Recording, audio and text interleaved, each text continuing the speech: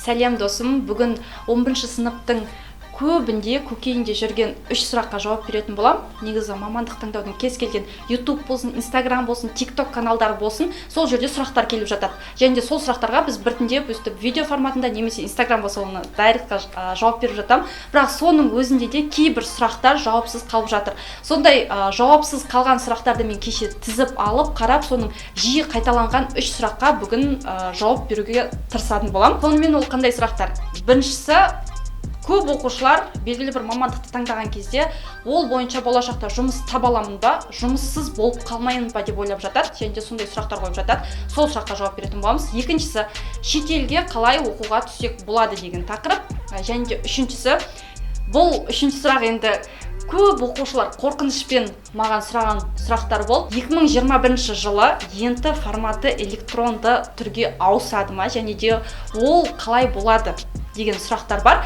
Осы 3 сұраққа бүгін өзімнің тәжірибеммен, өзімнің ойыммен жалпы жауап беретін болам. Қызықты болады деген ойдамын. Онда кеттік. Ең алғашқы сұраққа жауап берейік. Жалпы белгілі бір мамандықты оқығаннан кейін біз жұмыссыз қалып қалмаймыз ба, жалпы жұмыс табылады ма деген секілді сұрақтар болады. Негізі жұмыссыз болып қалуға әсер ететін бірнеше факторлар бар. Ол қалай болғанда да адамға байланысты. Қаншалықты адам белсенді, қаншалықты адам белгілі бір нәрсені істегісі келеді, жалқауланбайды деген секілді. Бірақ соның өзінде кей жағдайда қаншалықты адам талпынса да жұмыс табылмай жатыр. Енді осы тақырыпқа мысал ретінде өзімді келтірейін. Негізі сіздер секілді мен де оқушы болғам, және де сіздер секілді мен де оқуға түскен болатын, және де өзім мамандық таңдаған кезде органикалық заттардың химиялық технология мамандығын таңдадым. Және де сол мамандықты таңдап Алматы қаласындағы Қазақ ұлттық университетіне түскен болатынбыз. Және де сол жылы сол мамандыққа 2016 жылы 200-ден аса оқушы грантқа түскен болатын. Бірақ осы мамандықты 4 жыл бойы оқығаннан кейін қазіргі таңда 70-80% бітірген түлек өздерінің туған жеріне қайтып бар. Негізі 200 бала ол Қазақстанның түкпір-түкпірінен жиналған. Яғни 14 облыс бар, 14 облыстың мен секілді белгілі бір облыстың ішінде кішкентай қаладан, немесе белгілі бір Қызылорданың, немесе Ақтөбеден, немесе Ақтаудан деген секілді жиналған болатын. Және де осыған байланысты жұмыссыздықта пайда болады. Не себепті? Мысалға, егер де мен осы мамандықты таңдап, қазіргі таңда жұмыс жасаймын деген ниетім болса, қазір мен ол мамандықпен жұмыс жасамаймын, бірақ егер де осы мен органикалық заттардың химиялық технология мамандығын таңдап, қайтып Байқоңыр қаласына келгенімде, әрине маған ол мамандықпен жұмыс табылмасы еді. Өйткені ол маман иесі осы Қызылорда облысының Байқоңыр қаласына керек емес. Себебі ол маман иесіне кадрлар жоқ. Өйткені белгілі бір зауытта жоқ, белгілі бір химиялық заттардың өндірісін жасайтын, немесе белгілі бір заттарды шығаратын арнайы фабрикалар жоқ деген секілді. Негізі бұл маман иелері көбіне Қазақстанның батыс өңірлеріне, яғни Ақтөбе, Ақтау, Атырау, немесе Алматының белгілі бір зауыттар бар, яғни сол зауыттарға ғана керек. Қалған басқа өңірлерден оқыған түлектер, егер де сол мамандықты оқып қайтып өзінің жеріне келсе, туған жеріне, мысалға осы мамандыққа оңтүстік өңірден түскен түлектерге жұмыс табу әлдеқайда қиынырақ. Сол үшін сіздер белгілі бір мамандықты таңдаған кезде міндетті түрде болашақта қай жерде жұмыс жасайтындарыңызды алдын ала білуіңіз керек. 4 жылдан кейін қайтып өзіңіздің туған жеріңізге қайтып келесіз ба, әлде өзіңіздің жалпы карьераңыз үшін басқа қалаға, мүлдем танымайтын жерге, таныстар жоқ жерге барып, сол жерге жұмыс жасай аласыз ба? Соны алдын ала біліп алу керек. Мысалға, мен осы мамандықпен қалай болғанда да жұмыс жасаймын деп өзіме мақсат қойғанның өзінде де ойланып тұрсам, батыс өңірлерге мүлдем танымайтын, мысалға Ақтау, Атырау деген қалаларға көшіп бармайтыным анық еді. Сол үшін міндетті түрде, егер де сіз өзіңіздің туған жеріңізге 4 жыл оқудан кейін қайтып баратыныңызды білетін болсаңыз, оқыған жеріңізге немесе басқа қалаға көшпейтініңізді білсеңіз, өзіңіздің аумағыңыздағы сұранысқа ие мамандықтарды қарастырған жөн. Өйткені металлург мамандығының өзінде де өте керемет мамандық. Айлығы жақсы. Негізі металлургтардың өзі 700-800 мың теңге айлық табады. сұранысқа ие мамандық, елу балмен грантқа түсуге болатын мамандық.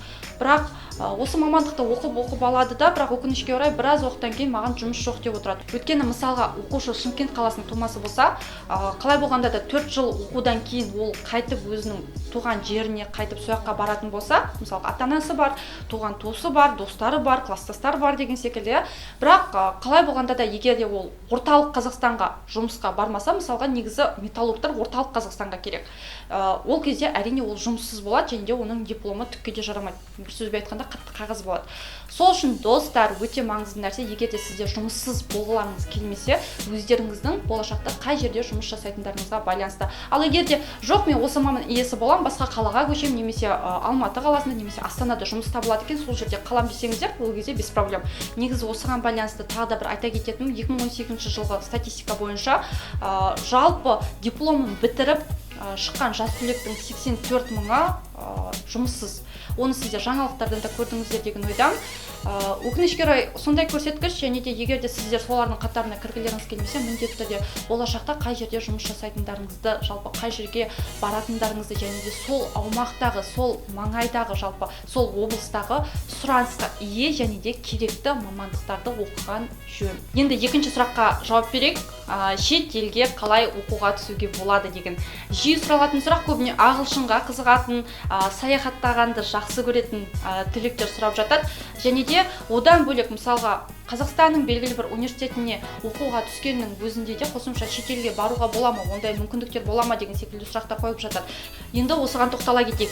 Негізі егер де сіздер 11 сыныптан кейін шетелге оқуға түскілеріңіз келсе, егер де грантқа түскілеріңіз келсе, көбіне шет елдердің жалпы университеттерінің жалпы парақшасына, сайт парақшаларына кіру керек болады. Сол сайттың ішінде негізі абитуриенттердің жиі қоятын сұрақтары және де жалпы білу керек ақпараттардың барлығы жазылған.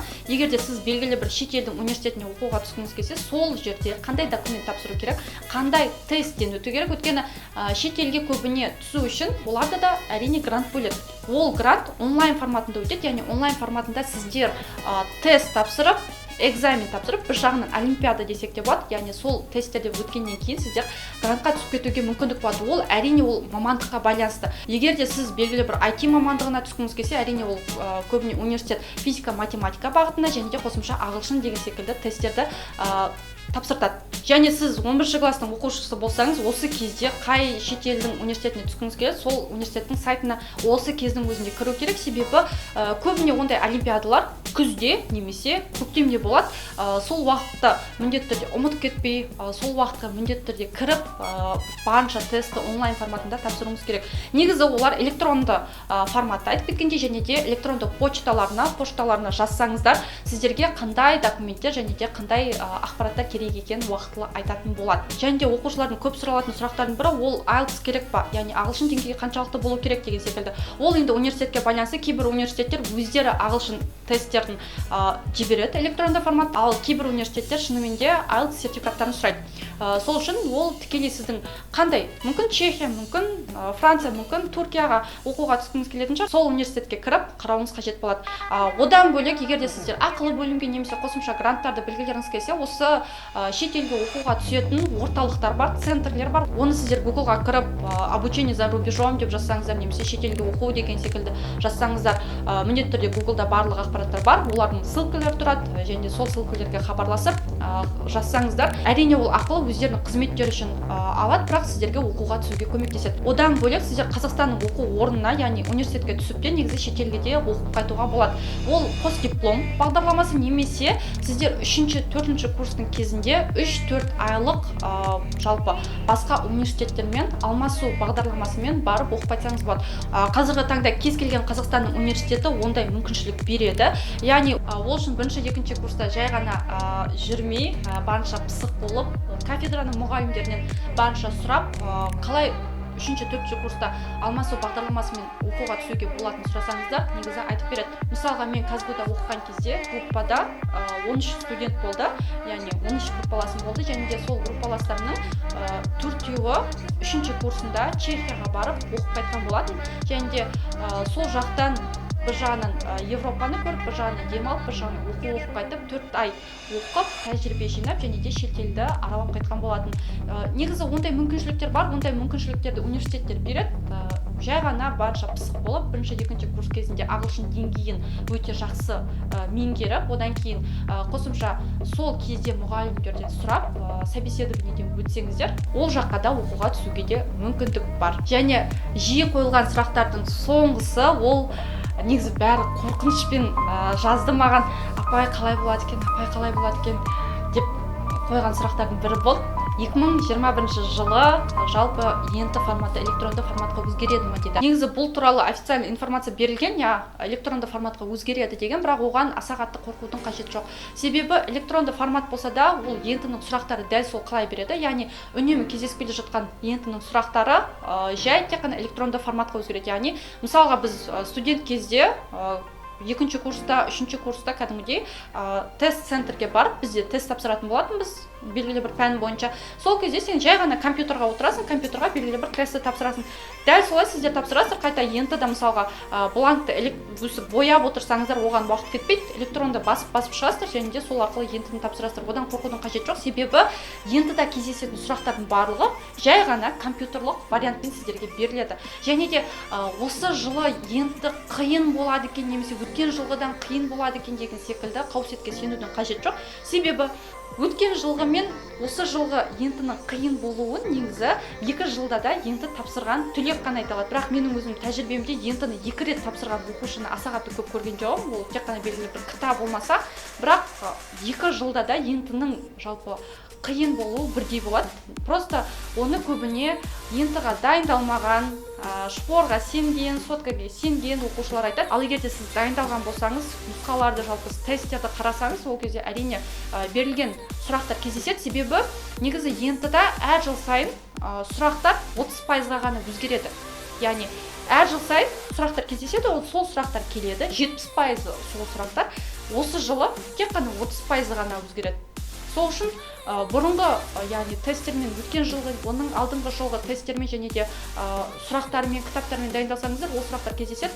Жай ғана сұрақтардың реттері ауысуы мүмкін. Сол үшін осы жылы енді қиын болады екен, немесе аса қатты бір өзгерістер болады екен деген қауесеттерге сенудің қажеті жоқ. Бастысы ентіға дұрыс дайындалған жақсы. Достар, сонымен бүгінгі видео 3 түрлі тақырыпта, мүлдем бір-біріне ұқсамайтын тақырыпта қозғадық. Жалпы оқушылардың жиі қойылатын сұрақтары болды.